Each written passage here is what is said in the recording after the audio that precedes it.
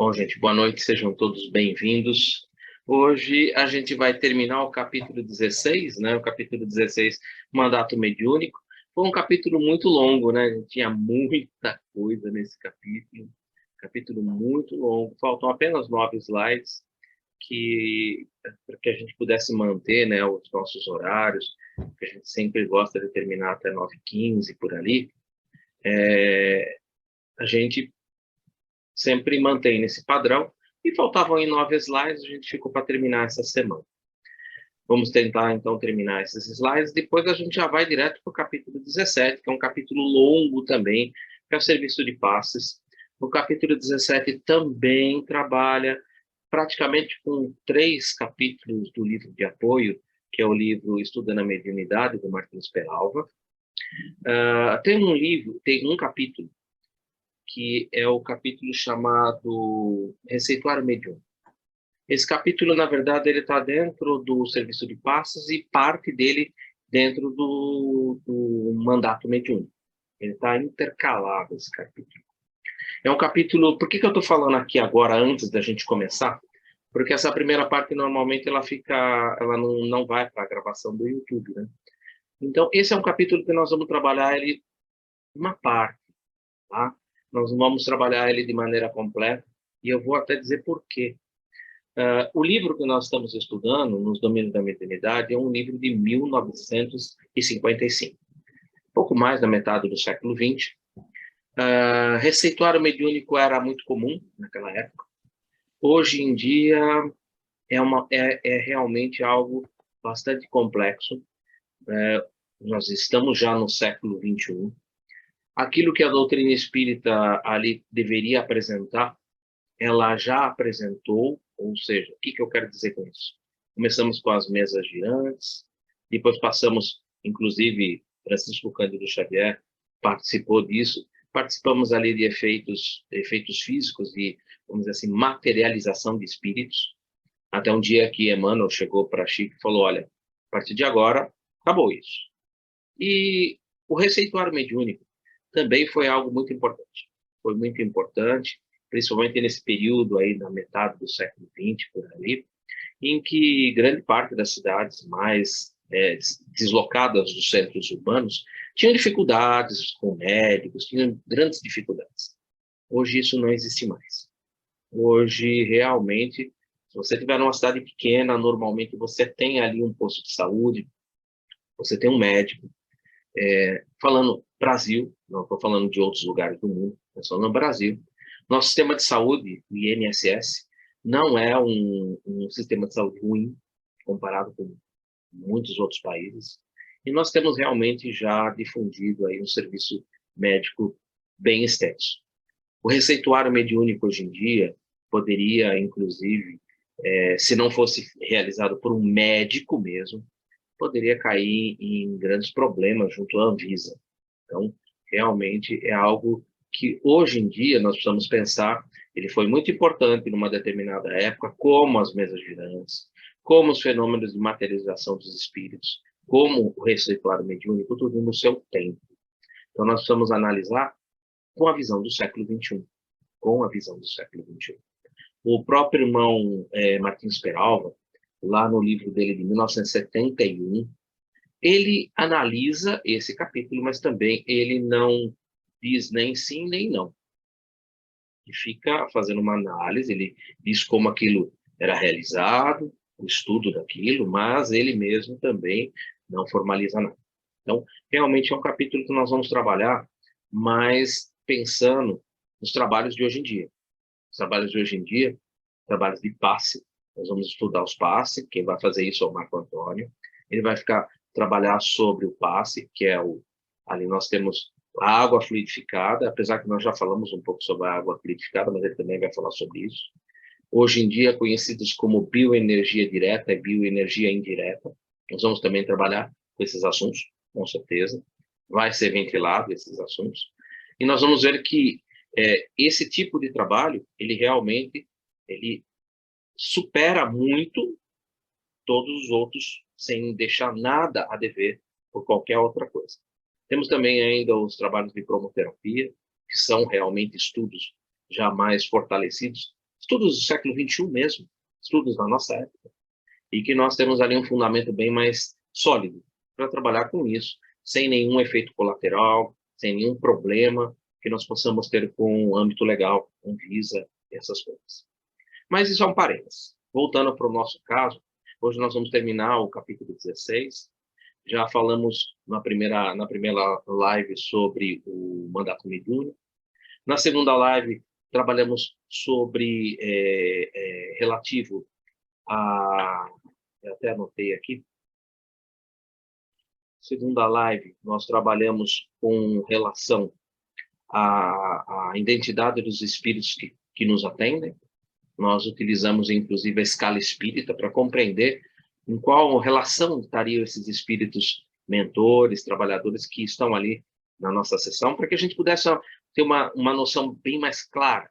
Quem são esses trabalhadores?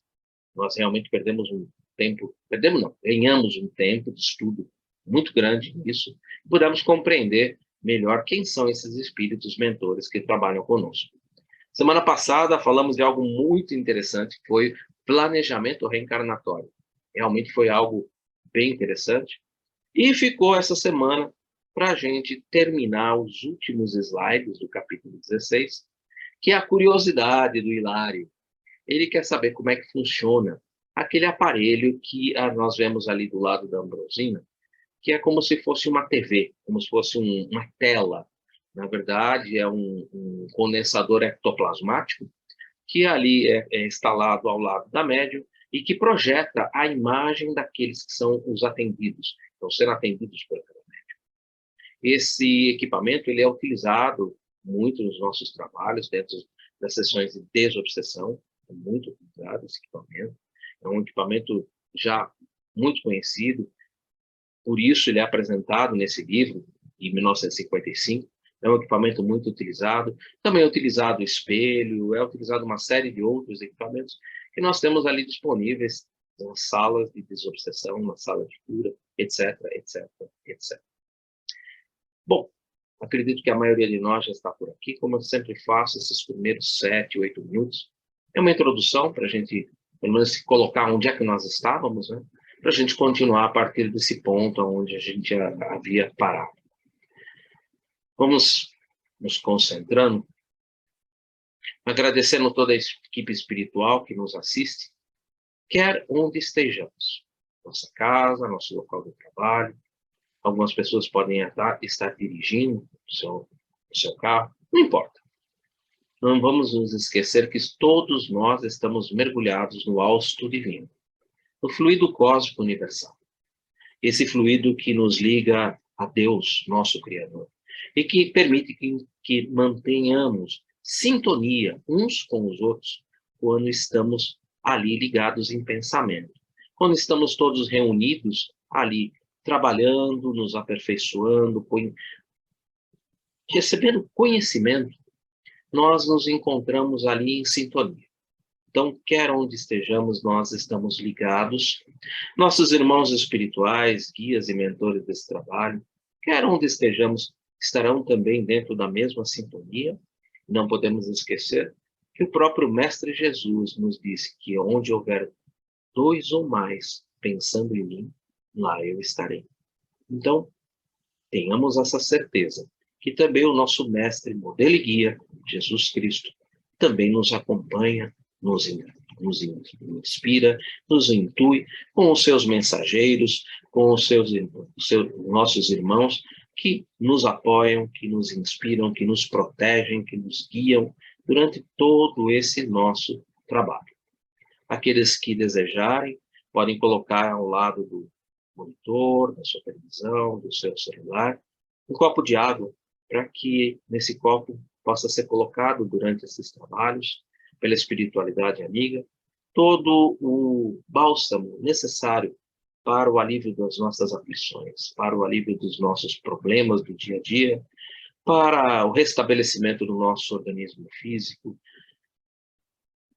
E assim, agradecidos a toda essa equipe espiritual, a esses mentores e guias que nos amparam, vamos dar por iniciados os trabalhos da noite de hoje, no estudo do livro Nos Domínios da Mediunidade, obra de André Luiz, pela psicografia do nosso irmão Francisco Cândido Xavier, com apoio do livro Estudando a Mediunidade, de Martins Peralva, dando por iniciado com a prece que o próprio Mestre Jesus nos ensinou.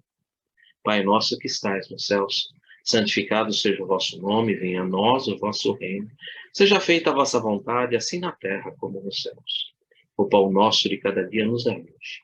Perdoe as nossas dívidas, assim como nós perdoamos os nossos devedores. E não nos introduzas em tentação, mas livra-nos de todo mal, que assim seja. Graças a Deus, graças ao Mestre Jesus. Bom estudo para todos nós. Aqueles que não estavam antes de eu iniciar a prece, meu boa noite, sejam todos bem-vindos. Nós vamos terminar o capítulo 16, são só 9 slides, é o finalzinho do capítulo. São as duas últimas perguntas elaboradas pelo nosso irmão Hilário. Essas duas perguntas elas estão referentes ao condensador ectoplasmático utilizado pela nossa irmã Ambrosina durante os trabalhos mediúnicos que ela está realizando ali na mesa de trabalho, dentro do salão. Lembremos que nós precisamos contextualizar. Nós estamos no ano de aproximadamente 1955, 54, por aí. 55, 54, 56, metade do século XX, um pouquinho além da metade do século XX. As reuniões mediúnicas, elas eram presenciais. As pessoas estavam no salão. Nós já estudamos bastante a respeito disso. E, então, agora vamos observar esses últimos slides. Aqueles que tiverem alguma dúvida, podem, é só levantar a mão, a gente para e a gente procura esclarecer mediante as nossas possibilidades. Podem surgir, sim, podem surgir dúvidas que até mesmo eu desconheça e vou contar com a ajuda de vocês para que a gente possa juntos estabelecer um entendimento. Ninguém faz nada sozinho, tá, gente? Ninguém faz nada sozinho. A gente realmente cresce uns com os outros.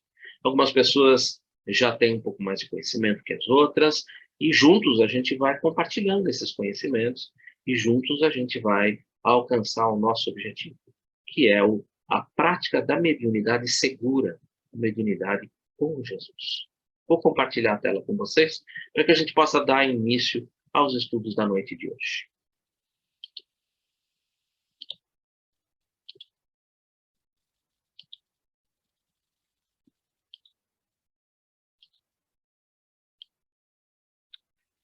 Nós paramos a um slide além deste que nós estamos, e é onde começam as perguntas do nosso irmão Hilário.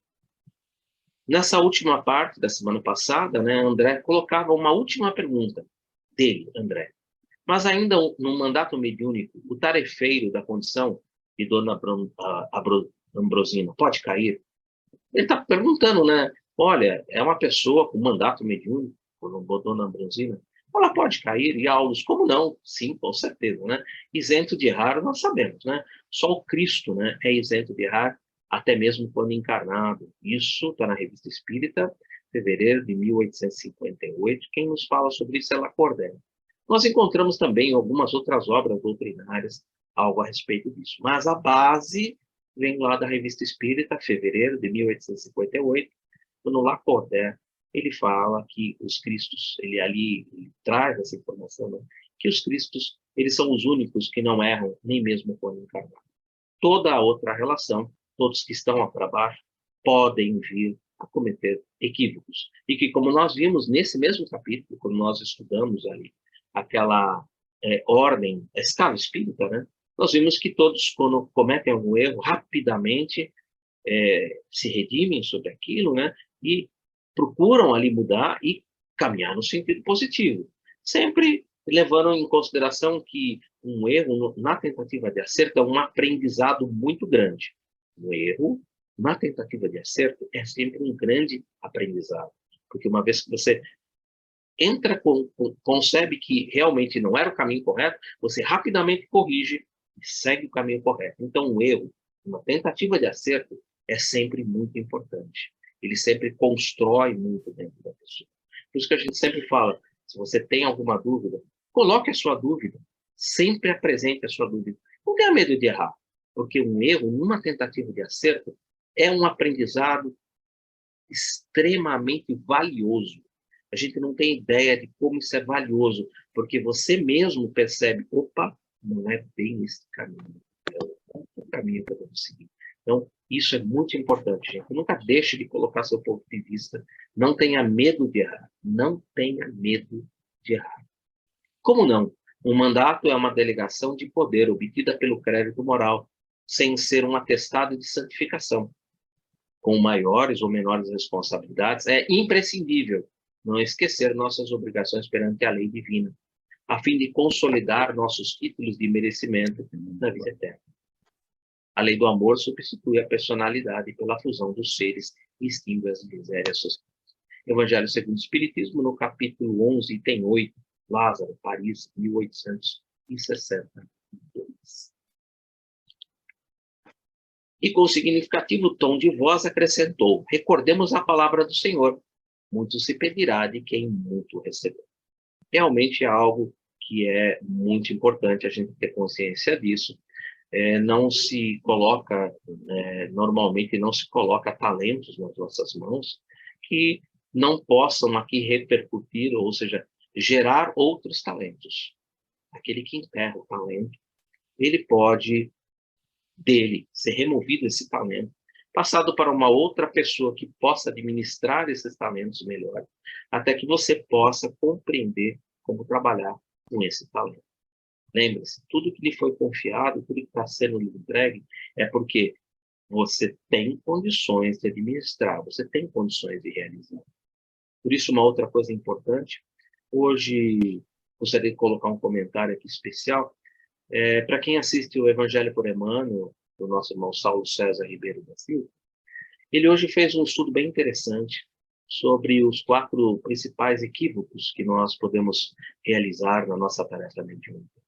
E um desses equívocos é exatamente quando você está numa casa espírita e alguém lhe chega e lhe fala, meu irmão, vamos fazer uma palestra? E você fala assim, não, sabe, eu ainda não estou preparado, eu ainda não sei, eu preciso muito evoluir. Gente, todos nós estamos aprendendo, todos nós estamos crescendo. Se a oportunidade surgiu, é porque você já tem condições de abraçar essa oportunidade. Dificuldades vão ter? Com certeza vamos ter dificuldades. Mas ninguém faz nada sozinho. Há muitas outras pessoas dentro da casa, inclusive aquelas que lhe fizeram o convite, e que podem muito bem lhe amparar, lhe ajudar, podem até lhe conduzir de uma maneira, siga por esse caminho, vá por aquele caminho. Temos livros, inclusive, que te dão praticamente uma receita de como executar uma palestra, como estudar um determinado assunto. Quer dizer, é realmente uma questão de vontade, é uma questão de querer abraçar a oportunidade e ir adiante. Sempre assim. A gente tem que acreditar que se aparecer uma oportunidade, essa oportunidade foi lhe oferecida, é porque realmente o trabalhador está pronto. Quando o trabalhador está pronto, com certeza aparece a oportunidade. Fechando esse parênteses, quem depois desejar, dá uma olhadinha, Evangelho por Emmanuel, hoje, foi feito hoje pelo nosso irmão Saulo César Ribeiro da Silva. Eu não consigo assistir no horário, 7h45 da manhã, mas todos os dias, na hora do almoço, eu ouço o que ele apresenta. E sempre muito construtivo, a gente sempre tem muitas informações muito boas na apresentação dele. Mas, fechando um parênteses e voltando, né? Hilário, agora vai começar as 2 perguntas que eu falei que eram o objeto de hoje, né? Fixando, olhando o espelho fluídico, que aparece aí na imagem, né?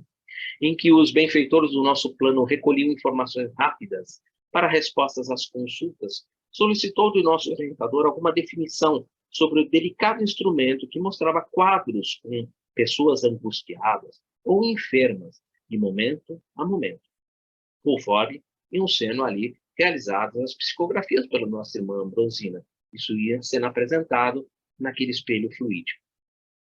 E Aulus, então, começa a esclarecer ao nosso irmão Hilário.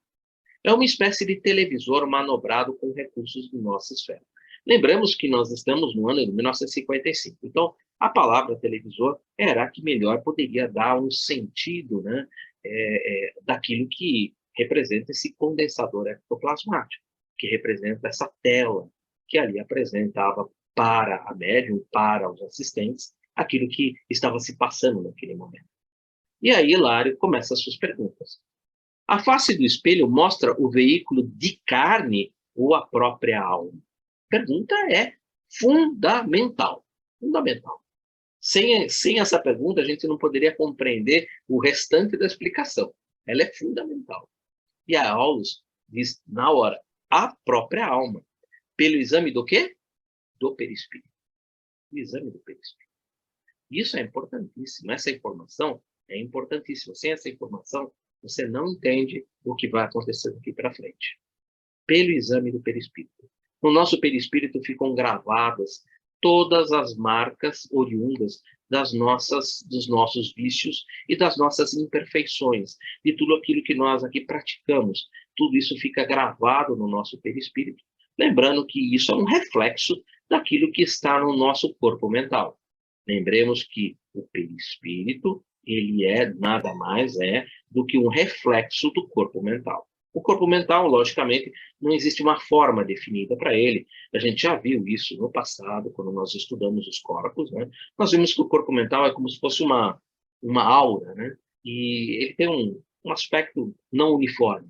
Mas o corpo mental é o idealizador e o plasmático, né, do perispírito. O perispírito ele é uma resultante do corpo mental. Então, no corpo mental é onde realmente ficam ali gravadas todas essas nossas mazelas, todos esse nosso passado obscuro e delituoso, e que deixa essas marcas no nosso perispírito. Então, o que ele está colocando, olha, a própria alma, pelo exame do perispírito, alinham-se avisos e conclusões, pelo que vai ser mostrado nesse aparelho. Muitas vezes é imprescindível analisar certos casos que nos são apresentados de modo meticuloso.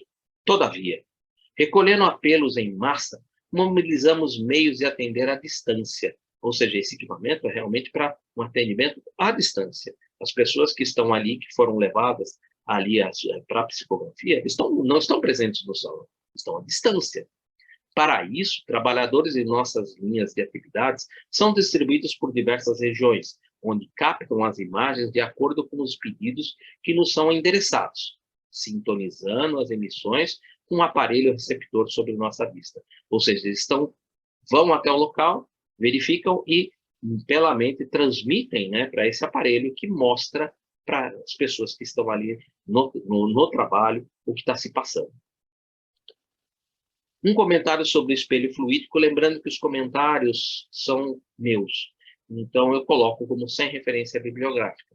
André Luiz nos dá a notícia de mais um recurso instrumental que dispõe um plano espiritual superior para auxiliar suas equipes socorristas. Trata-se de um aparelho semelhante à nossa televisão, que espelha o perispírito das pessoas a serem socorridas e que se encontram à distância. O aparelho em questão permitia aos benfeitores espirituais estudar sua situação espiritual e operar o trabalho de socorro à distância, como se eles estivessem ali presentes no salão.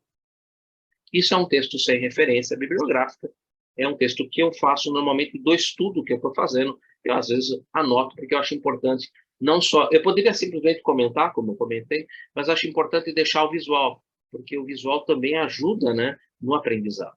Retornando para o nosso livro, Hilário, novamente, mais uma pergunta. E são, na verdade, quando eu comentei que eram duas, na verdade são três, né? É que uma está intercalada na outra. E aí vem os comentários importantes a respeito desse aparelho. O que vemos sugere importantes ponderações. Perfeito, né? Imaginemos, vamos agora imaginar situações.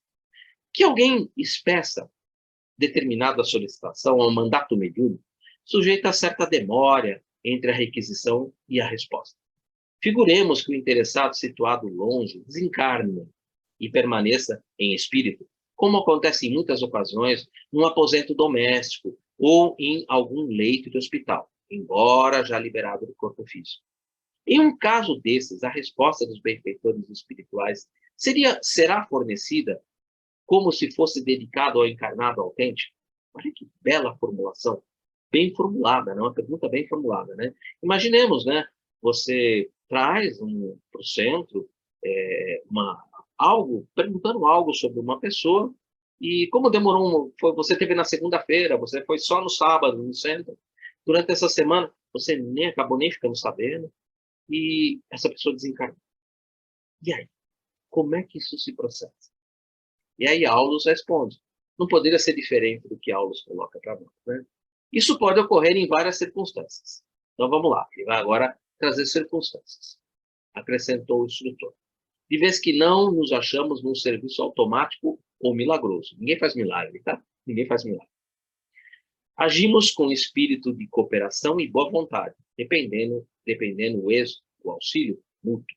Por quê? Uma só peça não solucionará os problemas da máquina inteira. Ou seja, ninguém faz nada sozinho, que toda hora eu falo aqui, ele está querendo dizer assim, olha, nós trabalhamos com diversos recursos. Irmãos que estão longe, que foram até o local e que vão ali recolher essas informações para que elas possam ser plasmadas aqui nesse nosso aparelho. Então, é um conjunto, não se trabalha sozinho, é um conjunto de trabalhadores. O atendimento a desencarnado, como eu falei, isso existe lá no nosso livro de apoio, que é Estudando a Mediunidade, no capítulo 28, que é o Receituário Mediúnico, como eu falei, existe nosso irmão Martins Peralva, ele fala alguma coisa a respeito disso, eu achei interessante para a gente ter a base também do livro de apoio. O fato de ser o atendimento realizado, o exame da imagem presente do perispírito do consulente, lembre-se, a imagem que vai ser projetada ali no aparelho é do perispírito do consulente. Explicará possíveis casos suscetíveis de ocorrer, em que uma pessoa possa ser atendida mesmo que o seu falecimento já tenha verificado. De que forma? Hão de perguntar sem dúvida. Com certeza, né? De que forma? E aí, o entendimento. Entendimento é simples, tá, gente? É que, em muitos casos, embora desencarnado, e isso o Aulo já comentou, o espírito permanece no ambiente familiar, especialmente no quarto ou na cama onde experimentou as dores da enfermidade, na ilusão de que ainda vive. Lembrem que no slide anterior, que vou voltar, ó, ele fala aqui, ó, figuremos que longe desencarne permaneça o espírito, como acontece em muitas ocasiões num aposento doméstico ou num leito de hospital, embora já liberado do corpo físico. Tá vendo que tudo está em conformidade, que eu achei importante a gente comentar, porque às vezes passa batido, a pessoa lê e não percebe. Tudo está muito bem explicado, né? Essa permanência, ponto absolutamente pacífico dentro, em doutrina espírita, todos nós sabemos, né? Basta que a gente tenha algum contato ou alguma reunião mediúnica de desobsessão para que a gente tenha ali muitos irmãos que são trazidos e que não têm a menor noção do que aconteceu. Pode ser de horas, dias, semanas, meses, até anos inteiros, segundo o maior ou menor apego do morto aos familiares, ao lar, às próprias sensações físicas, das quais não consegue libertar-se de pronto. Muitos se manifestam também, às vezes relatando dores que não tem mais, porque não tem mais o corpo físico. Então, numa reunião mediúnica, isso acontece com muita frequência. Por isso mesmo que ele colocou que é ponto absolutamente pacífico em doutrina espírita. É algo muito comum. Estando o seu perispírito, isso é importante, ainda presente na casa, está presente lá, a sua imagem poderá ser captada e projetada no espelho fluídico situado junto ao médium. Poderá mesmo. Daí ser possível, raramente, aliás, mesmo que tenha desencarnado, a pessoa ser objeto da consulta. Pode acontecer. No atendimento feito em massa, isso pode ocorrer algumas vezes. Os leigos estranharão e os estudiosos acharão a coisa muito simples e absolutamente natural. Desculpa, eu acho realmente absolutamente natural, porque se o perispírito continua lá na casa e ele continua em sofrimento, com certeza pode acontecer isso. É por isso que o discípulo amado aconselha carinhoso: um novo mandamento vos dou, instruí-vos. Ou seja, do tipo, olha, a gente precisa realmente estudar um pouco mais a doutrina espírita para que a gente possa ir ligando essas pedras. E a gente não conseguiria ligar essas pedras sem que a gente tivesse aqui a participação, lógico, de pessoas que já frequentam, que já têm familiaridade com desobsessão, com trabalhos de desobsessão na casa espírita, e que eu posso confirmar isso para vocês com toda a certeza do mundo. Muitos comparecem não têm a menor noção do que aconteceu. Muitos em sofrimento, ainda sofrendo das dores angustiantes que antecedem ao seu desencarne. Ou seja, isso é muito comum, um ponto absolutamente pacífico em doutrina espírita. Então, isso pode acontecer. Mas o irmão Aulus, ele também nos apresenta algo além do que o nosso irmão Martins Peralva traz lá no capítulo 28 do livro dele. Vejamos, então, o que Aulus nos apresenta a respeito disso. Funcionários que recolhem anotações reclamam o concurso eficiente daqueles que as transmitem. Olha, é um grupo de trabalhadores, tá? E não vamos imaginar que sejam espíritos de alta hierarquia. Não, são espíritos que foram treinados para esse tipo de trabalho. Muita vez, a longa distância, a criatura em sofrimento é mostrada aos que se propõem socorrê-la, e os samaritanos da fraternidade, em virtude do número habitualmente enorme dos aflitos, com a obrigação de ajudar de improviso, não podem, de momento, ajuizar se estão recebendo informes acerca de um encarnado ou de um desencarnado, principalmente quando não se acham laureados ou coroados por vastíssima experiência.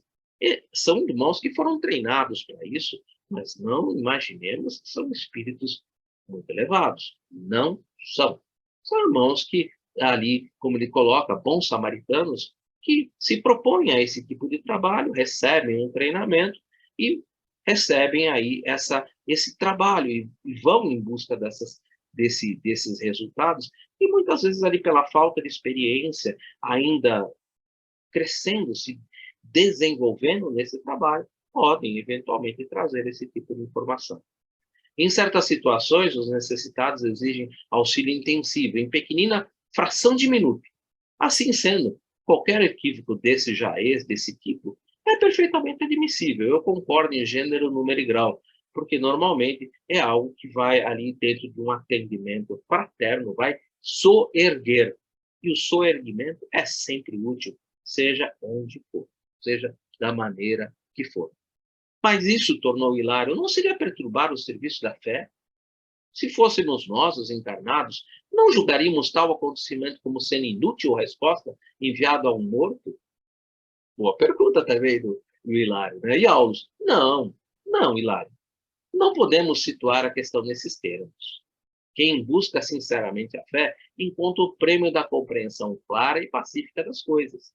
Ou seja, vai compreender que se trata de um soerguimento. Vejam que as figuras que eu estou usando, todas elas trabalham com o soerguimento da criatura, para que ela possa ali receber realmente o atendimento fraterno, a palavra amigo, o ombro amigo, o braço amigo do soerguimento, sem prejudicar-se diante das contradições superficiais e aparentes.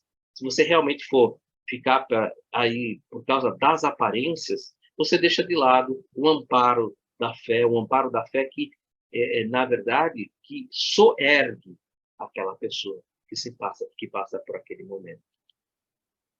Aulus. Mas se os consulentes são exemplares, e esse é o final, né, o último slide, isso é interessante para a nossa reflexão.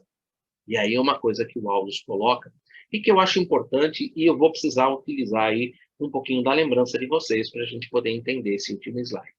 Mas se os consulentes são exemplares de leviandade, uma fé, abeirando-se do trabalho mediúnico no propósito deliberado de estabelecer a descrença e a secura espiritual, semelhantes resultados, quando se verificam, serve para eles como justa colheita dos espinhos que plantam, de vez que abusam da generosidade e da paciência dos espíritos amigos e recolhem para si mesmos a negação e a tortura mental. Quem procura a fonte límpida, arremessando-lhe lodo à face, não pode, em seguida, obter água pura. E porque 2 médiuns de cura passassem a socorrer doentes na sala próxima, enquanto Dona Ambrosina e os oradores cumpriam os seus edificantes deveres, procurávamos o serviço de passes magnéticos, que será feito pelo nosso irmão Marco Antônio, em busca de novos conhecimentos. Porém, antes de passar por Marco Antônio, eu gostaria de fazer um comentário sobre a colocação do Aulus. A colocação do Aulus diz respeito àquelas pessoas que procuravam, né, os médiuns, né, principalmente os que têm mandato mediúnico, e ali colocavam coisas que não existiam, pessoas que não existiam, situações que não existiam, para ver os resultados.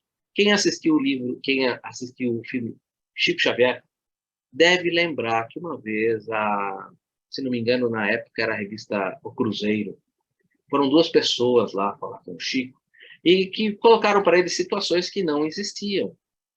Situações que eram completamente de pessoas que não existiam, nomes que não existiam, situações que não existiam. E quem assistiu o filme, e que também está retratado nas obras que fazem parte da biografia de Francisco Cândido Xavier, inclusive em alguns livros de autoria dele, vai lembrar que Chico presenteou os dois com 2 livros que eram de psicografia deles, e esses 2 livros tinham ali como está o nome quando você faz uma dedicatória. Tinha uma dedicatória no livro. E essa dedicatória, que tinha sido ali feita pelo Chico, trazia um nome verdadeiro das 2 pessoas que estavam ali. Porque eles utilizaram-se de nomes falsos. Tudo era falso. Tudo era uma falsidade. E se vocês lembram, esses 2 editores, quando foram lá para a revista, e que escreveram um monte de barbaridades, quando foi, de repente, um deles abriu o livro e viu na dedicatória o nome que estava ali, o nome dele, não o nome que ele havia utilizado. E essa parte aqui, final, é exatamente para nos servir de alerta, que não procuremos enganar a espiritualidade, não procuremos ali oferecer circunstâncias, porque aqueles que plantam espinhos podem recolher espinhos. Aqueles que jogam ou arremessam o lodo à face de uma fonte cristalina e pura podem receber o lodo como retorno. Então, é uma recomendação importante. Como eu falei, eu precisava um pouco do auxílio de vocês na lembrança. Como eu falei, se eu fosse citar o livro, eu acho que ninguém iria. Eu achei melhor citar o próprio filme, porque eu acredito que a grande maioria de nós já deve ter tido contato com o filme, As Cartas de Chico Xavier, ou algo assim, eu não lembro, mas que fazia da bibliografia de Chico Xavier e que falava desse caso em específico. E esse caso em específico ele está extremamente fundamentado com a resposta que o Aldo está dando aqui. Exatamente, ela fundamenta essa resposta. Para que não ficasse algo assim apenas jogado, mas que tivesse realmente um fundamento. E, lógico, a gente já estava com 82 slides. Eu falei, se eu for colocar mais slides, trazendo essa parte de onde está isso, qual era a revista, tudo, eu falei, isso vai passar, vai para 90 e para lá, a gente não vai terminar nunca. Então, eu falei, vamos fazer o seguinte, eu vou comentar e as pessoas vão recordar. Com isso, gente, eu termino a minha parte, né? A minha parte que era o capítulo 16, mandato mediúnico, e a gente tem aí um período de aproximadamente meia hora que o Marco Antônio pode utilizar como ele preferir, ou se vocês desejarem tirar alguma dúvida antes da gente começar a parte que cuida do serviço de passes, a gente pode até conversar alguma coisa. Marco Antônio, contigo agora, e obrigado por vocês estarem com a gente aqui e por a gente poder ter estudado esse capítulo muito longo. Peço desculpas aí de ter utilizado tanto tempo, mas era um capítulo muito importante. Eu que agradeço, Duí. Vamos aguardar. Alguém tem alguma pergunta para fazer? Aproveita que o Edu aí está com o assunto na ponta da língua para poder responder. Se ninguém tiver nenhuma pergunta a fazer, a gente continua com o capítulo 17. Ninguém? Edu, eu acho que eu preciso Estou achando. se eu poder. Está aberto. Está aberto? Tá. Vamos ver se eu acerto, né? Que toda vez eu erro aqui. Share screen. Escolhe a apresentação. Ela já deve estar no formato de apresentação. E aí é só ir para o abraço. Eu acho que é esse aqui. Vamos ver se é esse aqui. Tá certo aí, Edu? Perfeito. Então, lembrando que eu não sou o Eduardo, eu não tenho a didática dele, Eu não tenho todo o conhecimento assim na ponta da língua que tem, e a gente vai tentar fazer agora, então, o capítulo 17. O capítulo 17, como o Eduardo já disse, é o serviço de passe. Nós estamos estudando o livro, né, nos domínios da mediunidade, e assim, quem está assistindo pela primeira vez, não se preocupa, porque cada capítulo começa e encerra, né? Ele não depende do capítulo anterior. Nós vimos aqui que a equipe espiritual ali, que está acompanhando esse serviço nesse centro, ele saiu de uma sala e está procurando a sala de passe, que é a sala que a gente vai entrar no momento, né? Onde estão sendo feitos os serviços de passe. Vou dar início aqui, vamos ver até onde a gente consegue ir com o que temos aqui. Da mesma forma, se alguém tiver alguma dúvida aí durante a explanação, levanta a mão. Eu provavelmente não vou conseguir enxergar, mas o Redu vai ficar atento aí, qualquer coisa me passa. Vamos começar, então, no capítulo 17, serviço de passe.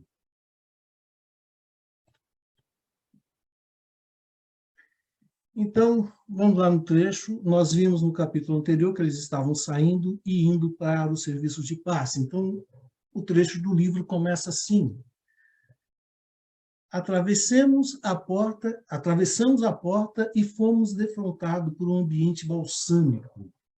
Eles saíram de lá para o ambiente, e é um balsâmico, um ambiente confortante e luminoso. Um cavalheiro maduro e uma senhora respeitável recolhiam apontamentos em um pequeno livro de notas, laudeados, cercados por entidades evidentemente vinculadas aos serviços de cura. Então, estão ali se preparando na sala de passe, né, onde tem lá os serviços de cura. Indicando os dois médiums, o assistente informou: esses são nossos irmãos Clara e Henrique, em tarefa de assistência, orientados pelos amigos que os dirigem, pelos amigos espirituais, né, que estão ali já orientando os nossos dois irmãos que vão trabalhar ali no serviço de passe, que vão trabalhar no passe. E, como sempre, né, a gente vê desde o começo do livro que Hilário, ele é curioso, ele sempre faz pergunta, a gente já viu também que ele está aprendendo, ele está iniciando, né, ele está aprendendo, e ele faz perguntas, aquelas perguntas que nós gostaríamos de fazer, né?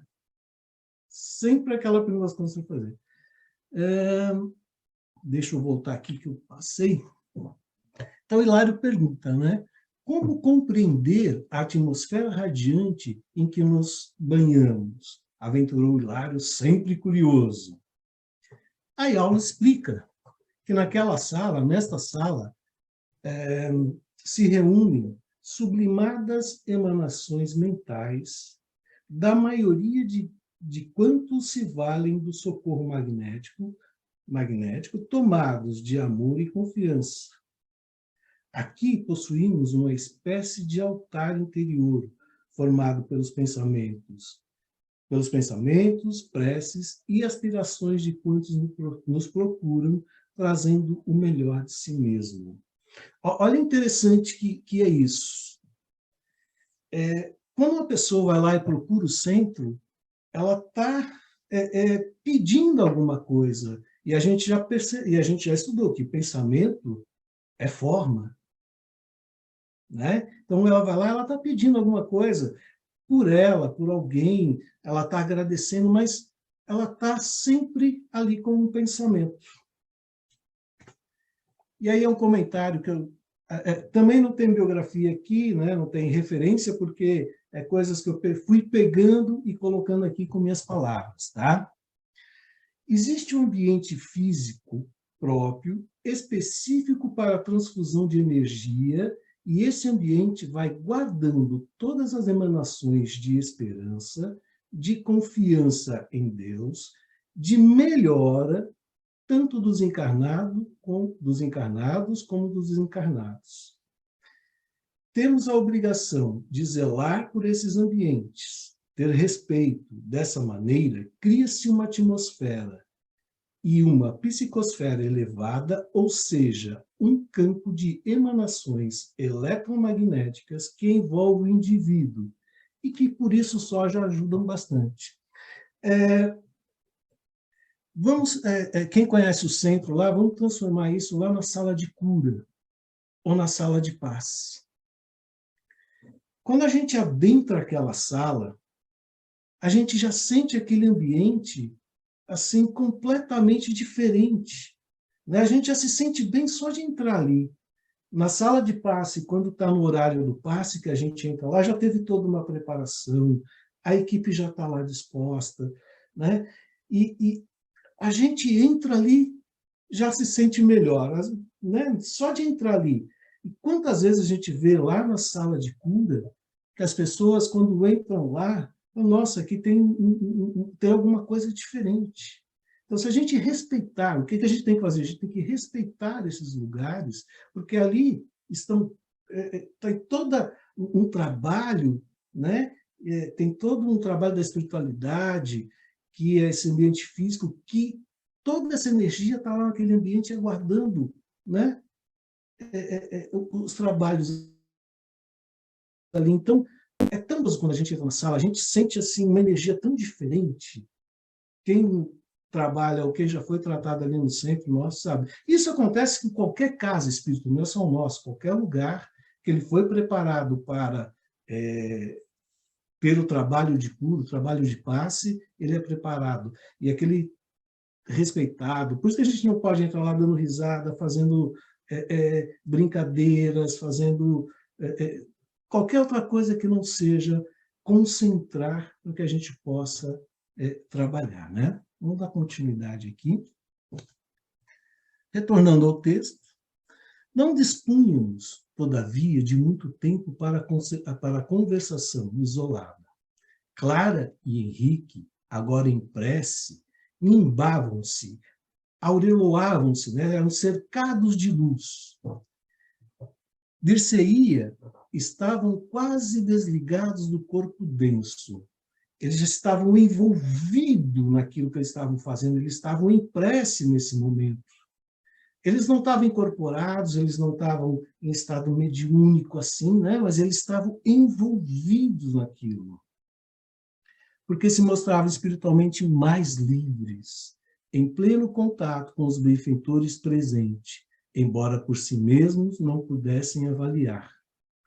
Calmos e seguros, pareciam aurir forças revigorantes na intimidade de suas almas. Olha, de novo, calmos e seguros. Guardavam ideia de que a oração lhes mantinha o espírito. Está me tampando aqui um pouquinho, deixa eu jogar um pouquinho para cá. Guardavam a ideia de que a oração lhes mantinha o espírito em comunicação com o invisível e profundo manancial, né? Manancial, uma nascente, né? De energia silenciosa. Então, eles estão se preparando em oração, eles estão completamente envolvidos já com a espiritualidade que está ali aguardando para auxiliar nos trabalhos de paz. Ante a porta ainda cerrada, acotovelavam-se pessoas aflitas e brulhentas, ou barulhentas, né? Esperando o término da preparação a que se confiavam. Então, fora da sala, estava ainda aquele barulho. Isso a gente vê, muita gente pede no centro, às vezes silêncio, gente, a gente está se preparando, né? Tem gente se preparando. Mas em todas as casas não adianta, muitas vezes as pessoas ali fora começam a conversar e se dispersam em pensamentos, em outras coisas, mas deveriam estar em silêncio, o máximo de silêncio possível, para que tudo ocorra melhor, né? Porém, os dois médiums, né, são espiritualmente distantes. Isso é uma coisa difícil, porque a gente tem que estar concentrado, independentemente do barulho que esteja acontecendo lá, a gente tem que entrar e se concentrar. Quem faz lá o desenvolvimento com a gente tenta ensinar os métodos de concentração, que é para que o trabalho ocorra realmente, porque a gente tem que estar entregue ao trabalho que está desenvolvendo. Né? Isso não é só no passe, isso é em qualquer atividade, né? Dentro da casa espírita. A gente tem que estar concentrado, a gente tem que estar ali bem focado no que a gente vai fazer. Então, os dois médiuns figuravam são distantes totalmente. Eles estavam concentrados, eles conseguiam, né, absortos, encaminhar em companhia das entidades irmãs. Registravam as intuições através dos recursos intuitivos. Lá no passe ou em qualquer outro trabalho, lembre-se, a gente vai trabalhar com os amigos da espiritualidade. E na maioria dos trabalhos, tudo vem na intuição, né? Tudo vem através do pensamento e da intuição que nós temos, que é a mediunidade mais presente, é a mediunidade que mais se manifesta, que todos nós temos, né? Independente de médiuns mais ostensivo ou não, todos nós temos a intuição. Continuando pelas irradiações da personalidade magnética de Henrique, reconhecia-se-lhe de imediato a superioridade sobre a companheira. Era ele, dentre os dois, o ponto dominante. Né? Ou seja, ele tinha um pouco mais de experiência, Henrique tinha mais tempo de trabalho, provavelmente, mais experiência, ele estava mais desenvolvido, então, obviamente, ele era o ponto dominante, né? Entre os dois, o ponto dominante. Não é que ele seja melhor ou pior que a outra médium, mas ele era um ponto dominante. Ali, ele ia receber todas as instruções, ele ia ser bem amparado, porque ele tem capacidade de entender, talvez, melhor do que a outra nossa irmã, mas também é uma questão de tempo, né? Ela também pode chegar lá. Por isso, de certo, ao seu lado se achava o orientador espiritual mais categorizado para a tarefa, né? Aquilo que a gente acabou de comentar. Aulo abraçou e nos apresentou gentil.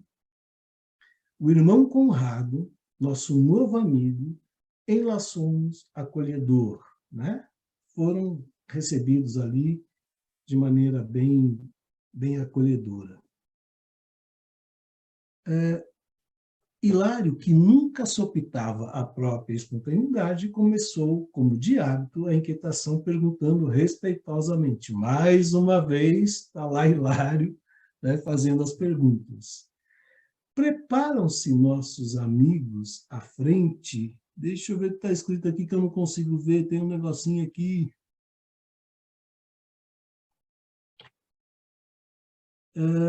À frente, eu não consigo ler, porque tem que ter uma coisa assim, com o auxílio da prece. Alguém me ajuda aí, o que está escrito ali? Preparam-se nossos amigos à frente, o trabalho com o auxílio da prece. Obrigado, professor. Sem dúvida é a resposta, né? A oração é prodigioso banho de forças, tal a vigorosa corrente mental que atrai. Por ela, Clara e Henrique expulsam do próprio mundo interior os sombrios remanescentes das atividades comuns que trazem do círculo diário de luta e sorvem do nosso plano as substâncias renovadoras de que se repletam a fim de conseguirem operar com eficiência a favor do próximo. Desse modo, ajudam e acabam por serem firmemente ajudados. Olha a importância disso. Eu ainda coloquei aqui uma notinha, né? Nesse trecho, podemos perceber a importância da preparação dos médiuns antes do início de qualquer atividade mediúnica. Então, quando a gente pede para todo mundo, chega 10 minutinhos, 15 minutinhos mais cedo, fique em oração, sem brincadeiras, sem comentários outros. Que é para quê? Para que a gente possa se envolver, para que a gente possa captar ali a espiritualidade, para que a gente possa realmente desenvolver um trabalho que vai ser a contento, né? Um trabalho de verdade, né? E aqui, olha, desse modo, ajudam e acabam por ser firmemente ajudados. Nós sabemos que quando a gente vai trabalhar, primeiramente nós somos ajudados, né? Os mais beneficiados somos nós, e depois a gente consegue ajudar também, sempre nós somos ajudados. Então, assim, a preparação é algo essencial para que nós possamos desenvolver uma atividade mediúnica a contento. Sempre em oração, em conexão, pedindo aos mentores do trabalho que nos ajudem, que nos acolham naquele momento, que nos envolvam para que a gente possa desenvolver um bom trabalho ali. A prece, que é o que eles estão ali fazendo, né? Eles estão separando, é um tipo de apelo que nos permite entrar em comunhão com Deus, Jesus e os espíritos superiores, a fim de recebermos proteção e auxílio. O hábito de orar é de valor inestimável e deve ser exercido diariamente, pois tem o poder de criar um campo de forças positivos ao redor de quem ora, transformando-o em um foco irradiador de energias salutares que beneficia a si mesmo e a quem está ao seu redor. Então, olha o poder da oração, né? A oração, ela tem...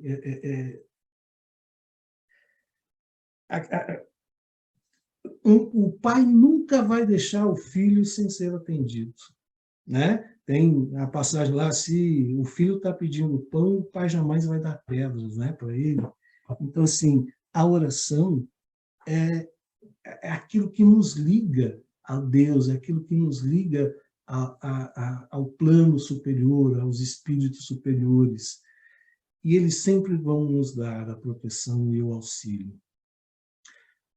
Sua ação, né, da oração, será tanto maior quanto mais fervorosa e sincera for. Para a gente orar, a gente não precisa recitar palavras já conhecidas ou preces já conhecidas. Conversar com Deus, orar com Deus é do coração e da mente, né? Tem que vir ali do coração. Então, a gente tem que orar com sinceridade, a gente tem que orar com a certeza de que estamos sendo ouvidos pelo Pai, que Ele vai nos dar o melhor que tem para nós naquele momento. Retornando, e ali tem mais uma pergunta, né? Isso significa que não precisam recear a sua exaustão? E vem a resposta, de modo algum. Tanto quanto nós, não comparecem aqui com a pretensão de serem senhores do benefício, mas sim na condição de beneficiários que recebem para doar. Então, quando a gente entra num trabalho, jamais a gente vai sair exausto. A gente às vezes sai cansado, né? Mas sai cansado contente. A gente sai cansado ali, mas satisfeito daquilo que a gente fez, porque a gente tem a certeza de que cumpriu o trabalho. Mas a gente não deve se preocupar, recear pela exaustão, porque isso não vai acontecer, até porque a espiritualidade não vai deixar.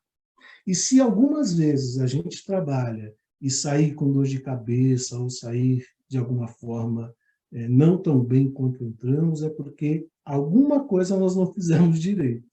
A gente não se preparou direito, a gente não se ligou direito ou diretamente com a espiritualidade superior ali. A oração, como o reconhecimento de nossa desvalia, coloca-nos na posição de simples elos de uma cadeia de socorro, cuja a orientação reside do alto.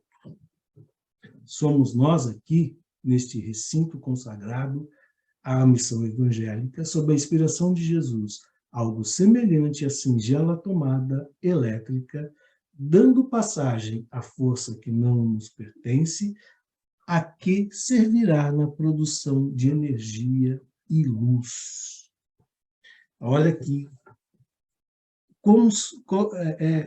qual o papel de cada um ali dentro de uma sala de passe ou de um trabalho mediúnico, né? A gente está aqui falando do passe. E o passista, além da prece, ele tem que ser humilde, ele tem que cultivar uma boa fé, ele tem que ter a mente pura, ele tem que ter o sentimento ali, aquele sentimento de amor, aquele sentimento de desejo de fazer a caridade, o desejo de ajudar o próximo. Ele tem que entrar ali pleno para que ele possa ser um instrumento bom para a espiritualidade. Eu pretendia até ir um pouco mais à frente, mas nós já estamos no horário das 9 horas. Deixa eu ver o que nós temos aqui, o próximo slide aqui. Eu acho que eu paro por aqui, né, Educação, pelo horário, e abre para pergunta. E na próxima semana a gente continua, e talvez, não sei se eu consigo terminar na próxima semana, que a gente vai começar com casos de experiências, né, que são feitas lá dentro, mas se não der, a gente passa mais uma aula. Mas a gente poderia parar por aqui e abrir as perguntas, se alguém tem alguma pergunta para fazer. O que vocês acham? Ô, Márcia, fica à vontade, por favor. O que eu vou falar não é uma pergunta, é apenas mais uma consideração, que pode ser que seja mais do mesmo, porém é sempre importante falar. Quando a gente vai fazer uma oração de abertura, de algum trabalho, de uma palestra, até mesmo quando o Edu faz aqui a oração, a gente sempre fala, agradece aos mentores espirituais da casa por estarem ali durante todo o dia, preparando o ambiente, tudo aquilo que a gente sempre fala, né? E a mesma coisa no passe. Não é só ali naquele momento da prece, a gente tem que se preparar durante todo o dia, com bons pensamentos, com bom comportamento, com alimentação.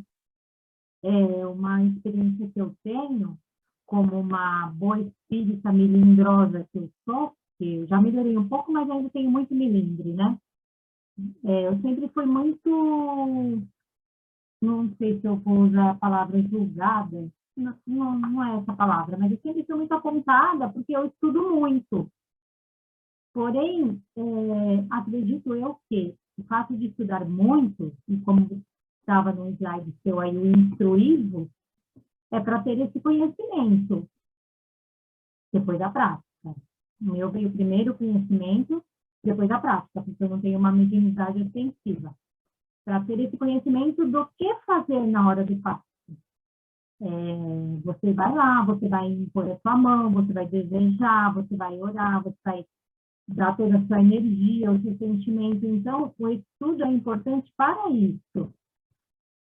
Então, eu quero só acrescentar, e a gente está cansado de saber, né? Que não é só ali naquele momento, é durante todo o dia anterior, bons pensamentos, boas ações, a alimentação conta, e isso está tudo lá no livro dos médiuns. Não é à toa que o livro dos médiuns veio logo após o livro dos espíritos, para depois o evangelho, para a gente ter esse conhecimento, porque toda a obra de Kardec, ela foi psicografada por quem? Por médiuns, por espíritos. Então, a gente tem que ter todo esse mecanismo para saber como funcionava. É só isso que eu quero falar. Obrigado, Márcia. Para a gente ser um bom médium, a gente tem que ter disciplina, né? Então, cultivar a boa fé, permanecer em prece, ser humilde, ter a mente ali pura, elevada, sentimentos de amor na hora de qualquer trabalho ali, isso é muito importante, sim. E tem aqueles fatores que são considerados negativos, né, que nos atrapalham no trabalho, que a gente tem que observar. A gente tem que estar com a mente limpa, a gente não pode ter mágoas excessivas, a gente não pode ter paixões, a gente tem que tomar cuidado com o alimento, ter o alimento adequado, tomar cuidado com as bebidas alcoólicas, o desequilíbrio nervoso, a inquietude, tudo isso influencia na hora de um trabalho mediúnico. Então, sim, a gente tem que se observar sempre. A gente tem que lembrar que nós somos médiuns. E nós não somos médiuns só dentro do centro espírita, nós somos médiuns em todos os lugares. O nosso exemplo é muito importante em todos os lugares que nós estivermos, né? Nós não somos médiuns só lá dentro, nós somos médiuns em todos os lugares, nós somos, e temos que nos cuidar em todo local. Eu acho que todo o médium, né, ele deve cuidar da saúde física e mental. Ele tem que estar bem para poder se preparar, para poder trabalhar. Obviamente, nem sempre a gente vai estar legal, obviamente, às vezes, vamos estar preocupados com alguma coisa que acontece lá fora, a gente vai vir com algum problema, a gente vai vir com alguma coisa, porque somos ainda seres em evolução, somos humanos, erramos, acertamos, mas a gente tem que tomar cuidado, a gente tem que se preocupar sim, a gente tem que ter isso em mente, a preocupação, para que a gente possa desenvolver um bom trabalho, né? Quando a gente está em oração, como a gente viu nos slides aí, a gente está ali se preparando, deixando as coisas do nosso dia a dia do lado, que a gente sempre leva, e a gente está ali se preparando. Nem sempre nós vamos conseguir, porque às vezes tem alguns problemas que nos afetam mais. Então, nesse dia, talvez,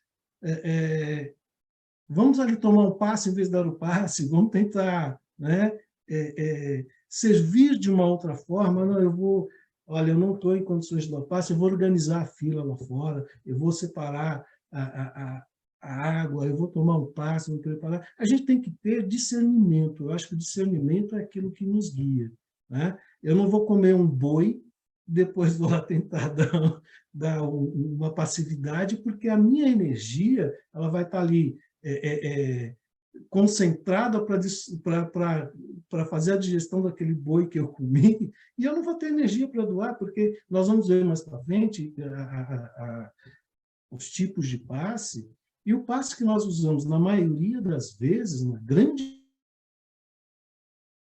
maioria, no caso, é que é o passe misto, né? A gente vai ver isso mais para frente, a gente vai ver daqui a pouco isso na lição. Então, assim, a gente tem que estar preparado, e preparado sempre. Não adianta, eu sou espírita, 5 minutos antes de entrar no trabalho, eu viro espírita e depois já não sou mais, né? Sou médium, agora que eu estou no trabalho, saí do portão para fora do centro, já esqueci tudo que aprendi lá dentro, tudo que eu prego lá dentro, vou fazer lá fora coisas diferentes. Não funciona. Francesco, diga lá, meu amigo. Bom, eu não vou nem dizer nenhuma novidade, né? Só vou repassar algumas coisas que eu achei interessante. Em primeiro lugar, vocês disseram da descompensação do médium, né? Ele, na câmara de passe, depois do trabalho, ele sai cansado. Comigo isso não acontece, nunca aconteceu. Porque, veja bem, até nós tivemos uma reunião com a Ana, né?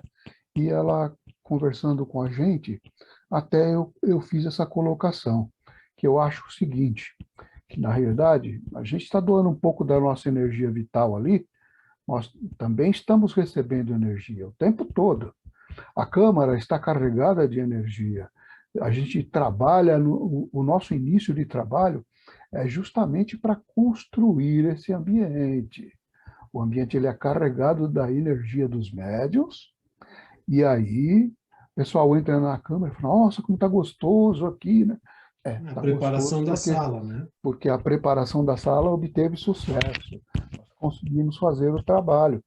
A gente nunca pode esquecer disso, que a câmara foi carregada com energia para execução dos trabalhos.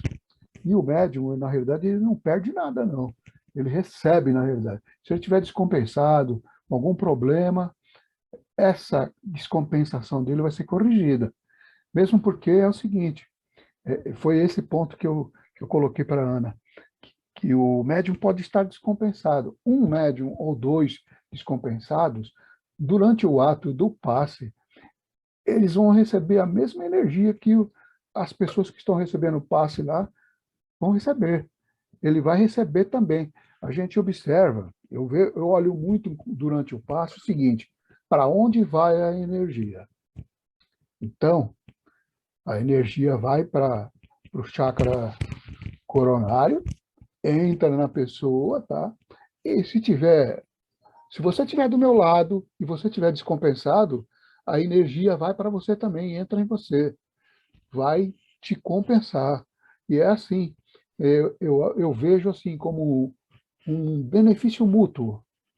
A gente recebe, dá e recebe ao mesmo tempo. Dá e recebe ao mesmo tempo. Por isso que é importante por tudo aquilo que você falou, da preparação do médium se manter o mais neutro possível, o mais equilibrado possível, para estar na câmara de passe pronto para o trabalho. Porque se você vem nervoso lá de fora, eu acredito no seguinte, se você está nervoso, é melhor você não trabalhar, porque você vai perturbar o ambiente, né? Não vai conseguir ajudar os companheiros no trabalho de preparação da Câmara e também não vai conseguir se equilibrar para poder ajudar alguém, né? Na realidade, é mais um paciente para a gente tratar. Essa é que é a realidade. Então, tudo isso é importante. E veja só, coloco aqui o seguinte, como é difícil ser médium, porque a gente tem que fazer tudo isso e mais alguma coisa, né? Além da gente ter uma disciplina de alimentação, uma disciplina de ética, uma disciplina de ação, né? A gente tem que estar o tempo todo se vigiando e a gente não consegue evitar, por exemplo, a absorção da energia das pessoas, principalmente quando a gente está na câmara de passe, que as pessoas entram e a gente sente a energia das pessoas entrando na câmara, né? E a gente percebe, eu não sei os outros médiuns, porque a gente conversa muito pouco, mas eu percebo que vem algumas energias meio estranhas dessas pessoas, às vezes, porque as pessoas estão ali pensando em outras coisas. Por isso que é importante aquela preparação que a gente faz inicial, quando as pessoas estão sentadas lá.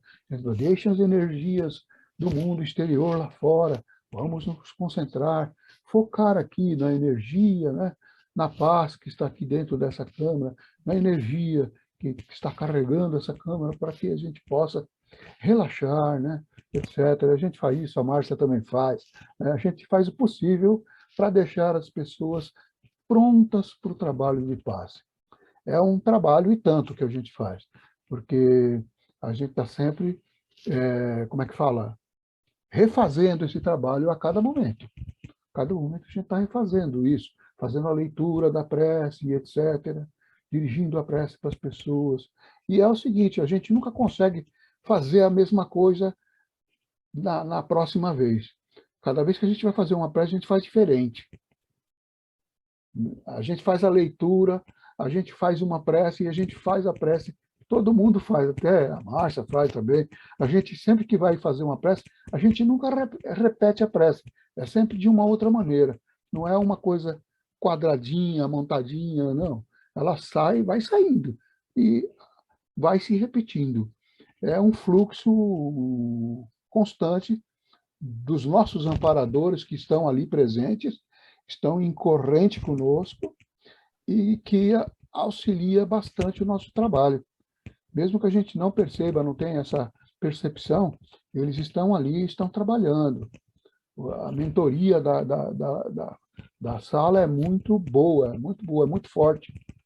Então, é isso que a gente traz como impressão do passe. Do passe. Quando a gente coloca a mão na cabeça do paciente, né? E a gente percebe a energia saindo e carregando essa pessoa. E a gente sente aquilo arrepiar a gente. A potência da energia é tão grande que arrepia até os pelos dos braços. Assim. A gente sente isso acontecer. Então, é uma carga de energia muito grande. E é uma interação muito grande com os nossos irmãos espirituais. A gente não pode perder isso de vista. Sem dúvida. Obrigado, Francesco. O que eu digo assim assim, a gente tem que ter a consciência que nós somos doadores quando a gente está em trabalho mediúnico, tá? Nós somos doadores de ectoplasma, tá? Da energia vital. Nós somos doadores de energia vital. Então, se a gente não está bem, muitas vezes, ao invés de sermos doadores, nós vamos ser tomadores dessa energia, tá? Então, melhor que sejamos pacientes do que trabalhadores nesse dia, porque a gente não está bem, e isso às vezes acontece. Entendo que você falou que às vezes você entra meio acima, você é compensado ali e trabalha, mas a gente tem que ter discernimento do estado nosso para poder prestar um bom trabalho mediúnico, né? Tem dia que pode acontecer de você não estar tão bem, que é melhor você realmente não trabalhar. O nervoso ou qualquer outra coisa ali, a gente tem que ter discernimento, a gente tem que ter conhecimento, né, da gente, conhecimento do que é aquilo lá, para a gente, do que é uma sala de cura, uma sala de passe, para a gente não atrapalhar o andamento dos trabalhos, né, deixar a coisa correr de uma maneira mais tranquila. Mais alguém? Meguinha, você abriu o microfone e depois você fechou? É que eu estava no celular e depois eu mudei para computador. E tem uma coisa também lá na sala do CETRELV, o aroma. A gente sempre percebe, né, Márcia? A gente sempre comenta, né? Um aroma de ervas assim, imenso, imenso. Não é só um que sai falando, né? Vários saem falando, e eu também sinto, fico quieta, mas que eu sinto, eu sinto. Um aroma incrível naquela sala. Muito legal. Para a gente ter uma ideia... E agora tem a água da paz, né? Sim. Mas para ter uma ideia da energia que tem a sala de cura, a sala do passe, todo o trabalho de cirurgia do Dr. Hans, no final ele distribui uma rosa branca para cada um. Quem já teve a oportunidade de levar essa rosa, ela dura 15, 20 dias sem cair uma pedra. A maioria das pessoas, a Francesca já passou por lá, a Rita, a Meg, né? Assim, se eu trouxer uma rosa para casa aqui, comprar ali na estação para cá, em uma semana ela está... E é incrível que as pessoas ligam para mim, a da Márcia, ali. Quando que foi essa, Márcia? Essa daqui meu marido pegou sábado. Sábado? Tem pouco tempo. Você vai ver que ela vai permanecer aí, na maioria das vezes, por um tempo maior do que o normal. O que é isso, gente? A energia que tem na sala. E a hora que o Dr. Hans distribui isso, é porque ele já passou lá antes, naquelas rosas lá, já depositou também uma energia ali para você levar para sua casa. Ele fluidificou, a espiritualidade fluidificou a água que tem ali, né? Dele, que é o trabalho dele, mas a espiritualidade fluidificou a água, pôs energia na rosa ali. A doutora Sara, ela faz alguns desenhos, enquanto ela no tratamento, entrega para determinadas pessoas, ela também tem energia, né? Isso faz um bem danado. E aquela sala, nossa, aquela sala é uma coisa assim, inexplicável. Fala, Meg. Marcou? Como que foi que veio a ideia de colocar a rosa? Porque veio uma mensagem no nosso grupo agora de enxoval de bebê também. Até então não tinha acontecido conosco. E agora veio na última montagem, que nós devemos fazer isso. Como que foi para vocês receberem essa mensagem de que deve haver a rosa? No próprio Dr. Hans, né? Foi. Na pandemia, né, Roberto? Foi. Ele falou, antes da gente começar a sessão de cura, ele falou, olha, quando for possível, eu vou pedir para vocês trazerem algumas rosas que vão ser distribuídas aos pacientes depois da sessão. Ele falou, não rosa, flores brancas. Isso, também para nós foi assim, que não precisava ser orquídea, coisa cara, coisa simples, que no próxima montagem de enxoval, que nós deveríamos colocar. Eu falei, vou perguntar para o Marco, e agora como a gente entrou no assunto das salas, né? Então veio para nós também, eu falei, tá vendo como as coisas têm consonância, né? Porque eles também fazem, eu lembrei do trabalho que eu fiz lá com vocês, e eu ia te perguntar isso sábado e esqueci, porque veio para nós nessa segunda-feira passada na enxoval, né, montagem dos enxovais, para a gente colocar. Nós vamos passar esse mês, pela primeira vez colocaremos. Assim, quem teve a oportunidade de levar, viu que realmente tem uma energia muito boa. A energia, a preparação da sala, tudo aquilo que a gente comentou antes, o resultado são esses, né? Estava falando do cheiro da sala. Muitas vezes eu tenho percebido durante o trabalho, na sala de cura, que o cheiro de éter. A gente está trabalhando, às vezes, com algum paciente lá e o cheiro de éter começa a aparecer de repente. E o paciente sai dali, parece que sai meio com as pernas bambas. Eu já tenho percebido isso. Eu nem comento nada, mas o pessoal vem comentar. A gente sempre faz a reunião no final e a gente comenta, né? O pessoal fala, pô, mas estava cheirando éter aí. É normal, né? Aqui é uma sala de cura, acontecem operações aqui, a gente não está vendo, mas está acontecendo. E eles estão trabalhando, né? Então, o éter ele é muito utilizado para isso ainda. Eu quando estava preparando esse capítulo, eu entendo o trabalho de passe e o trabalho de cura da mesma forma, né? Os dois são quase o mesmo trabalho, tá? Porque uma pessoa que está enferma, ela pode passar só pelo passe e se tiver merecimento, se tiver na hora, ela vai ser curada ali também, tá? Então, independente da cirurgia ou dos trabalhos de cura e o passe, isso que nós estamos estudando aqui vale para praticamente todos os trabalhos da casa lá. Alguma coisa ainda serve para o trabalho de desobsessão, mas nós já estudamos muito sobre desobsessão, né, nos capítulos anteriores, a gente vê como acontece, mas também serve para aquele trabalho de desobsessão. A gente estudou bastante. No capítulo anterior, a gente falou, teve coisa ali também sobre desobsessão. A gente quase não tem experiência, né, na sala de desobsessão. Mas Por isso que eu falei, viu, Marco, que na hora que eu estava me referindo às pessoas que vão tomar o passe, como pacientes. Uhum.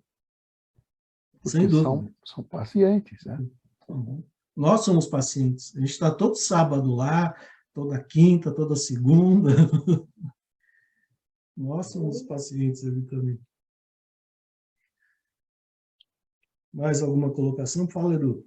Gostaria de colocar apenas o pessoal, quem quiser depois dar uma olhadinha, capítulo 27 do Evangelho segundo o Espiritismo, pedi e obtereis. E ali tem a qualidade da prece, né? A qualidade da prece. Oração. Uhum. O que Deus concederá ao homem, se ele lhe pedir com confiança, é a coragem, a paciência e a resignação. Também lhe concederá os meios de se livrar por si mesmo das dificuldades, mediante ideias, que fará com que os bons espíritos lhe surgiram, deixando dessa forma o mérito da ação. Ele assiste aos que ajudam a si mesmo, conforme essa máxima: ajuda-te que o céu te ajudará. Ele encerra o capítulo dizendo assim, né? Deixa eu chegar lá. Como vedes, a prece pode ser feita em todos os instantes, sem acarretar nenhuma interrupção aos vossos trabalhos. Dita assim, ela, ao contrário, o santifica, tendo como certo que um só desses pensamentos, se partir do coração, é mais ouvido pelo vosso Pai Celestial do que as longas orações ditas por hábitos, muitas vezes sem causar determinante, às quais sois chamados maquinalmente na hora convencional. Então, é muito interessante. Quem que depois quiser, o Evangelho segundo o Espiritismo, pedi e obtereis, com certeza vai encontrar ali realmente bastante material com relação à prece. Eu acho bem interessante. O Marco Antônio ele terminou trabalhando já com a parte da mediunidade, né? E na parte do trabalho do passe, né? E aí também está no Evangelho segundo o Espiritismo, capítulo 26, dai de graça o que de graça recebestes. A mensagem do número 10 é a mais indicada, porém eu vou ler a mensagem, né, bem curtinha, né? Mas é objeto da semana que vem. E aí fica para a gente pensar sobre isso. A mediunidade é coisa santa que deve ser praticada santamente, religiosamente. Se há um gênero de mediunidade que requeira essa condição de modo ainda mais absoluto, é a mediunidade curadora. O médico dá fruto dos seus estudos, feitos muitas vezes à custa de sacrifícios penosos. O magnetizador dá seu próprio fluido, por vezes até a sua saúde. Podem pôr-lhe preço. O médium curador transmite o fluido salutar dos espíritos bons. Não tem o direito de vendê-los. Jesus e os apóstolos, embora pobres, nada cobravam pelas curas que operavam. Aquele, pois, que não tem o que viver, procure recursos em qualquer parte, menos na mediunidade. Não lhe consagre, se assim for preciso, senão o tempo de que possa dispor materialmente. Os espíritos levaram em conta o seu devotamento e sacrifício, ao ponto que se afastam dos que fazem deles trampolim para onde possam subir. Essa última mensagem, gente, vamos precisar estudar um bocadinho para a gente possa entender. É interessante que isso está no próprio Evangelho segundo o Espiritismo, e aqui, realmente, a gente tem uma característica bem interessante do serviço de passe, que o Marco Antônio ainda vai falar para a gente, do passe misto, do passe magnético, do passe que é mais direcional. Então, tudo isso é para a semana que vem, ou para as semanas que vem. Tem muita coisa ainda para a gente estudar. Hoje a gente trabalhou mais com a sala, com a preparação. Isso, exatamente. Uma coisa importantíssima que eu gosto muito, vou citar o nome da pessoa mesmo, ela não estando presente, não vejo problema, da Alina, é realmente como ela trabalha com a preparação da sala, com a concentração dos médiuns. Ela sempre é muito criteriosa, no sentido de que as pessoas que estão ali, elas não fiquem conversando entre elas, para não quebrar o ambiente, para não tirar a concentração do trabalho no qual as pessoas ali se colocaram. Eu sempre costumo dizer assim, que a gente deve fazer alguma coisa que tenha dentro do nosso coração e que a gente se sinta feliz e gratificante, seja gratificante para a gente por realizar essa tarefa. Então, se você está ali e você realmente está ali de coração gratificante em proporcionar ao próximo aquilo que gostaria que fosse proporcionado a você mesmo, como Jesus nos ensinou, que você realmente se coloque integralmente para aquele trabalho. Não fique conversando com um amigo do lado, contando do futebol, falando da eleição. Para isso existem outros locais. O local do passe realmente é um local que deve ser ali, como na mediunidade, deve ser um trabalho realizado de maneira santificante, de maneira realmente integral. Se você realmente se colocou nesse trabalho, se você está ali no trabalho de doação, de benefício ao próximo e a você mesmo, lembremos o que nós já estudamos, se coloque integralmente. Mantenha realmente a disciplina e a concentração, para que realmente o trabalho possa ser efetivamente bem realizado. É o que eu penso e que eu gostaria de compartilhar com vocês. Essa primeira parte é uma parte muito interessante da sala, e tudo que vocês falaram eu já senti, o aroma, o bem-estar de você estar dentro dessa sala, isso é tudo gratificante e é mais uma prova de tudo aquilo que a gente está estudando. A gente não só estuda por o fato de estudar, mas a gente vivencia isso. E por vivenciar e estudar, o aprendizado realmente é construtivo. Ele realmente nos faculta a cada dia trabalhar melhor. Muito bacana. Obrigado pela oportunidade. Como o Edu disse, eu parei nesse slide porque a gente ia começar a entrar no passe agora, né, no trabalho do passe. A gente trabalhou só a preparação. Eu tinha até programado um pouquinho mais para frente, mas onde a gente parou tá bom, porque a gente começa na próxima semana o trabalho do passe propriamente dito. Nós trabalhamos com a preparação do ambiente, preparação do médium. A gente viu o que é importante, o porquê é importante, como é importante essa preparação, a oração, sobretudo, manter-se concentrado, que nem o Edu falou, manter focado para que saia um bom trabalho, para que a gente possa servir realmente a espiritualidade, que ela sim, ela está preparada ali, ela no horário marcado ela está lá, né, já preparou tudo, já está tudo lá em ordem. A gente é que atrapalha de vez em quando, mas a gente tem que se regrar, né? Disciplina, disciplina, disciplina. A gente tem que se regrar para poder fazer um trabalho bem feito. E eu acho que a gente luta para isso, lá na casa, pelo menos a gente tenta, né? Às vezes eu recebo um puxão de orelha aqui, outro ali, porque eu me estendi um pouco num trabalho, no outro, somente lá no desenvolvimento, né, Meg? Que a gente não para de falar, mas horário é horário, a gente tem que cumprir, né?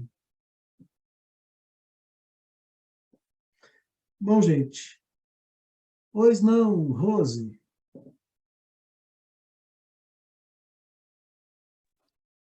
Oi, pessoal, tudo bem? Uma dúvida. Eu não sei se você vai falar ainda mais para frente, Marcos, eu acredito que sim, mas uma coisa que o Edu falou semana passada, eu assisti hoje, inclusive, a aula, quando tive tempo, sobre a cura, né? Isso me deixou um pouco em dúvida. Quando ele comentou que, né, o Chico falou com o Arigó, né, ele, o Divaldo, e poderia até curá-lo, né, da cegueira. E ele falou que melhor não, senão ele ia entrar, né, no plano espiritual cego. Como que a gente pode entender isso? Porque se a gente trabalha com cura e a gente faz todo a gente dedica, né, nossa energia para que aquela pessoa saia bem, saia sem dor, seja permitido pelo menos uma cura, se for, né, o propósito e o merecimento, a gente entende tudo isso, né? Mas, assim, a pessoa que vai atrás de uma cura, e aí? Como saber se aquilo lá, não, eu tenho que ficar com essa enxaqueca o resto da minha vida, porque tem que ser assim, e eu não mereço tirar essa enxaqueca de mim. E aí vai, não, nossa, fiquei boa, e agora quando eu entrar lá, sabe? E aí? Como a gente saber disso? Né? Não sei se eu consegui fazer entender. Nós vamos falar da cura, provavelmente dita na próxima semana, tá? Ah, tá. Mas você tocou num assunto que é do filme, né, que tá passando com a história do Arigó nesse momento. E eu acho que ali o que o Chico falou tem um outro cunho, tá? Que ele, na verdade, ali ele pedia para o Arigó, o que você faz está bom, mas você precisa estudar. Você precisa ter um pouco mais de conhecimento daquilo que você está fazendo para que isso possa sair de uma maneira melhor, com o tempo, para que você esteja sempre cercado pela espiritualidade. Então, foi nesse sentido. Agora, como saber se sua enxaqueca... Gozar, você citou enxaqueca, pergunta para o Edu. Como você ter certeza, se eu posso, se eu não posso, se isso... Existe uma coisa que chama plano reencarnatório. E algumas coisas estão lá no seu plano reencarnatório, tá? Se você colocar no seu plano reencarnatório, que você tem que ficar... Que, eu não me curem dessa dor de cabeça, né, dessa enxaqueca, porque senão eu vou me desviar, se eu vou lá, você não vai ser curado, porque você pôs lá no seu plano reencarnatório. Correto, Edu? Olha, muito tem a ver com realmente o planejamento reencarnatório. Uhum. Se for uma expiação, Sim. o objetivo, leia depois lá o livro O Céu e o Inferno, capítulo 7, Código Penal da Vida Futura, são 34 ou 33 artigos. O artigo que você está me perguntando vai do 7 ao 9. que fala sobre o processo expiatório. O processo expiatório ele deve continuar, ele vai estar presente até que a causa seja corrigida. O processo expiatório ele pode ser algo relativo à vida presente, que é a grande maioria, capítulo 5 do Evangelho segundo o Espiritismo, né? Onde a gente, bem-aventurados os aflitos, né? A segunda bem-aventurança do Sermão do Monte. Muitas vezes a causa está na vida presente, ou seja, os seus atos é que estão elevando a esse tipo de situação. Como o próprio Marco Antônio falou, o livro que nós estamos estudando, nós temos um estudo de caso de vida presente de uma briga doméstica que ocasionou um problema no fígado e que está ali sendo repercutido. Ou seja, é um processo natural e que pode ser, vamos dizer assim, ela pode encontrar cura, como o próprio Aulo vai dizer, mas ela vai ser curada? O Hilário vai perguntar. É que eu estou antecipando o capítulo. Ela vai ser curada? E o Hilário vai dizer assim, quem sabe?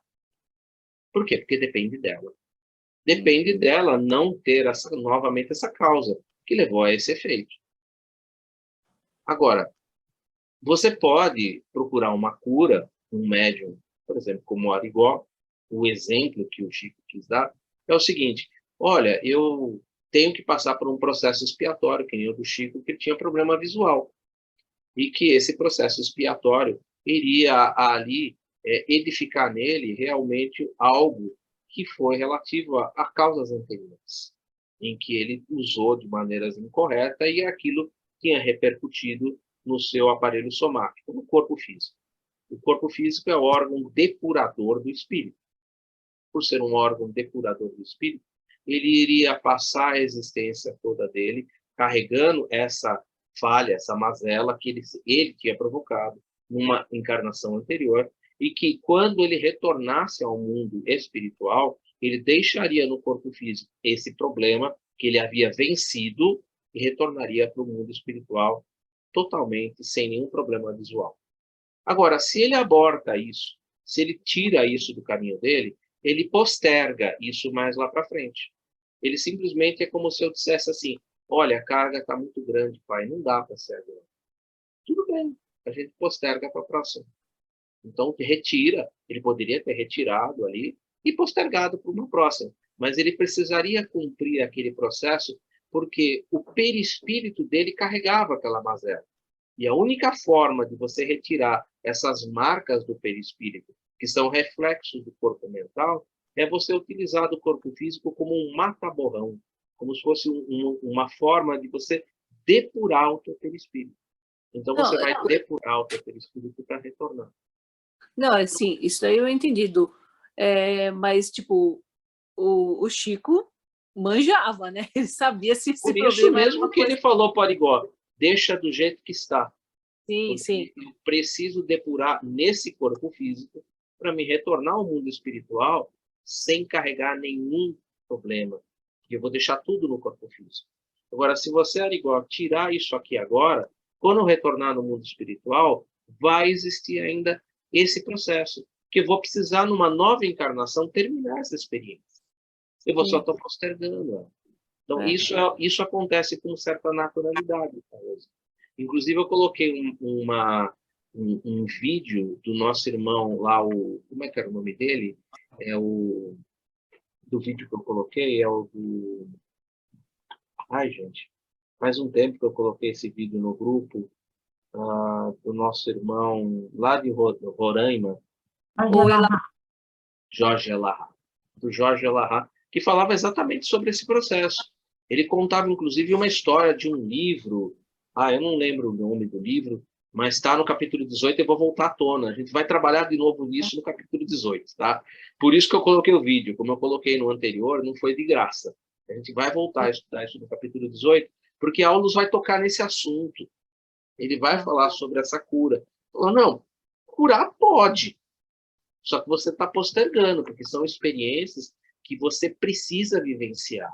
Então, mas essa é a minha dúvida. Que nem o Chico, ele era um caso à parte. Ele sabia exatamente o que ele tinha que sofrer aqui, passar, para se depurar. Mas nós, como somos simples mortais, você tem uma dor, você tem um problema, você tem uma situação que não está bem, e você acredita, né, na espiritualidade, você vai na busca de uma cura, de uma ajuda, de um refazimento, de um alívio, né? É normal. Até onde isso seria, a dúvida é essa, até onde isso seria legal, você tem que fazer isso mesmo, tem que buscar, e nós tendo uma casa que proporciona isso, acabou, nós proporcionando uma casa que faz isso, né? E até onde você tem que pensar, não, isso não, você tem que passar por isso, fique com essa tua dor. Não é isso não. Não, a né? ideia não é essa, Rô. A Não. ideia, normalmente, de quem procura o auxílio, né, é que nessa casa ele vai encontrar inicialmente um bálsamo que possibilita ele refletir quais são as causas que levam a esse problema que você está vivenciando. A grande maioria das vezes, volta a dizer, está na vida presente, em algumas vezes pode estar numa vida pregressa, mas a grande maioria das vezes está na vida presente. Para isso, é esse bálsamo inicial que é proporcionado nos tratamentos de cura, para que você possa refletir. E por isso que a gente cansa de falar para as pessoas que assistir as palestras, ler o Evangelho, procurar o estudo da doutrina espírita, é muito importante, porque conheceis a verdade e a verdade vos libertará. E a doutrina espírita é o consolador prometido. E como consolador prometido, ela vem trazer exatamente esses ensinos que o Mestre Jesus apresentou há mais de 2000 anos e que podem possibilitar para a gente que a gente possa, em nós mesmos, praticar a cura. Porque mudando de conduta, a cura acontece. Então eu posso, na casa espírita, ser curada? Com certeza pode. Por isso eu pedi para ler o Código Penal da Vida Futura, no capítulo 7 do livro Céu e Inferno, porque lá está especificamente Kardec está colocando dessa maneira, que se você... ele fala assim, mas se alguém tem uma pena, ele vai ter que cumprir essa pena aí durante a vida toda? E o que eles respondem? Não, de maneira nenhuma. A partir do momento em que ele mude de sintonia, que ele mude de vibe, que ele saia daquela condição que ele aprendeu, abre-se uma nova prova. Mas aquela você aprendeu. Então, aquela passou. Você passa por aquele problema. Mas eu vou ter outros lá na frente? Com certeza. É um planeta de provas e expiações. Você vem aqui para uma temporada de provas e uma temporada de expiações. Lembrando que toda expiação, quando compreendida, se torna uma prova. Então, vencidas essas provas, vai em frente. Então, eu posso ir na casa espírita e posso encontrar cura para aquilo que eu estou vivenciando? Certamente vai encontrar, desde que você mude a causa que te levou àquela situação. E para isso, conheceis a verdade. É verdade que nos libertará.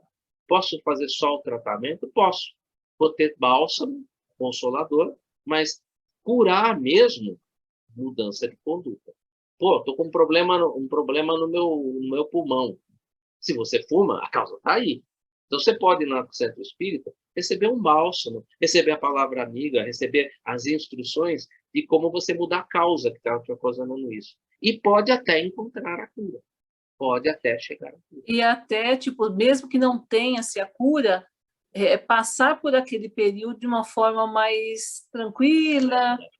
E retornar à pátria espiritual com o seu perispírito perfeito, porque, volto a dizer, o corpo físico é como se fosse um mata-borrão. É nele que você deixa as impressões de um perispírito problemático, para retornar à pátria espiritual com o perispírito perfeito. A partir do momento que você reconhece, você não sofre mais. Sim. Código Penal da Vida Futura, capítulo 7 do livro Céu e Inferno. É um livro que tem que ser lido, tá, gente? É importantíssimo. Tá bom, obrigada, meninos. Obrigada. Márcia? Bem rapidamente, é por isso que Jesus não curava a muitos de uma vez só. Ele curou o paralítico de Cafarnaum, o cego de Jericó, a mulher hemorroísta, era um de cada vez. E poderia curar muitos? Poderia. Porque ele queria despertar a mudança de dentro para fora. Despertar a reflexão, a mudança, E aquele que procurava Jesus para essa determinada cura, como foi a mulher hemorroísta, que tinha a multidão, né, era um obstáculo para aquele transpor, o próprio paralítico de Cafarnaum, ter que descer pelo telhado, era um obstáculo que eles tinham que transpor, mas eles fizeram um primeiro movimento, uma primeira ação, eles deram vontade, aqui alguma coisa já estava incomodando eles, então eles fizeram essa ação. Mesma coisa a gente está dentro da casa espírita, a gente já fez um primeiro movimento e está lá, mas é individual e é um passo a passo, são ações diárias que a gente tem que tomar. Não adianta só querer ser curado fisicamente, tem que ser de dentro para fora. Só isso que eu queria falar. Só relembrando, e lembrando a Rose também, que nós estudamos exatamente o que ela falou, e que a gente está comentando aqui, se eu não me engano, foi no capítulo 7, quando eu falei da água fluidificada, que a água fluidificada, que nós ali, a gente pede, a gente faz e não consegue, e a espiritualidade te dá lá, ó, aqui está a água fluidificada, ela vai te dar um bálsamo, ela vai te dar um alívio, até você entender o que você precisa mudar, e a partir daí você tem a cura. Tá? A gente, se eu não me engano, foi o capítulo 7, eu não me lembro exatamente qual foi, que tem, é o 7, né? Que fala da água fluidificada. Eu lembro que fui eu que fiz esse capítulo também. Socorro espiritual. Isso, é o 7º, né? Essa parte que trata de água fluidificada, passe, trabalho de cura, tudo com o Marco Antônio, tá, gente? Eu não conheço nada. Eu trabalho com desobsessão, conheço pouca coisa. A única coisa que eu vou falar aqui, por que esse capítulo está dentro do livro Nos Domínios da Mediunidade, é porque tem um trechinho bem interessante que ele vai comentar na próxima semana, quando ele fala do momento que antecede o passe, quando se desliga o obsessor do obsediado. Só entra o obsediado, a pessoa, só ela entra dentro da câmara de passe, o obsessor não entra, não. Isso ele vai falar semana que vem. O obsessor fica lá na rua esperando. Então isso vai ser bem interessante. Por isso que está dentro desse livro, tá? Só por causa disso. Capítulo 12 da Clarividência e Clareaudiência fala: água potável destina-se a ser fluidificada. Você fez mesmo o 7 e você fez o 12 também. Eu anotei aqui. Aí gente, fala da... Mais alguma pergunta? Alguém quer colocar mais alguma coisa? Então, partimos para o encerramento. Nosso horário já está bem adiantado.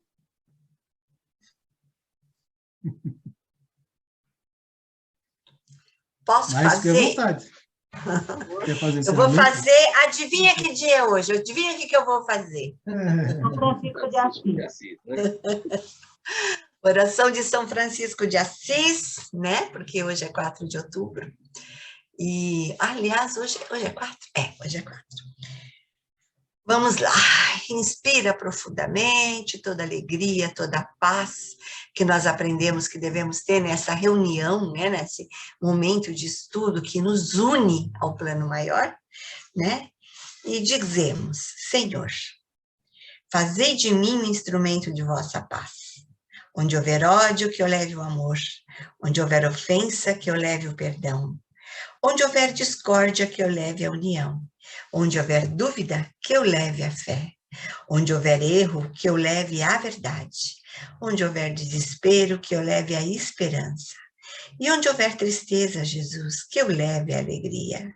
E onde houver trevas, que façamos como hoje, que levemos a luz. Mestre, fazei que eu procure mais consolar que ser consolado, compreender que ser compreendido, amar que ser amado, pois é dando que se recebe, perdoando que se é perdoado. E não adianta, né, gente? É morrendo que se vive para a vida eterna. Que assim seja, graças a Deus, graças a Jesus. Até!